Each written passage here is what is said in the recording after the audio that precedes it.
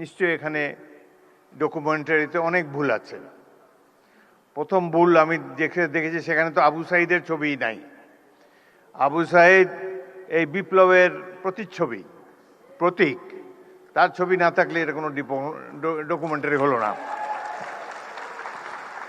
সেখানে আরো নাই দেশনেত্রী বেগম খালেদা জিয়ার ছবিও তো নাই।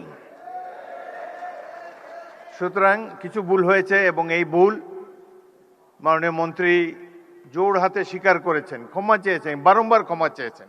তারপর তো শান্ত হওয়া উচিত এই ধরনের একটা জাতীয় অনুষ্ঠানে। এটাকে পুষে সংসদের মতো একটা ওয়াকআউট, এটি বাঞ্ছনীয় নয়।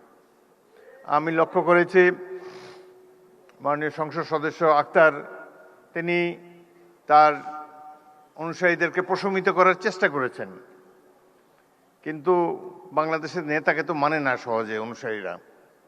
প্রতি মুহূর্তেই তারা যে নেতার চেয়ে বড় এটা প্রমাণ দেওয়ার জন্য মুখিয়ে থাকে। সেই কারণেই এই ধরনের একটা অনুষ্ঠানের এই পরিণতি হলো।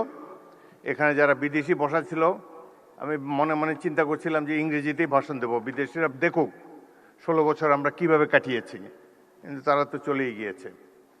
যাই হোক, জাতীয় অনুষ্ঠানে এই ধরনের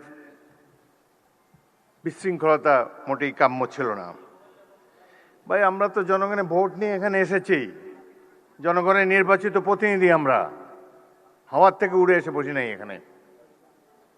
সুতরাং এই সরকার নির্বাচিত একটি সরকার, এটুকু শ্রদ্ধা সম্মান প্রাপ্য।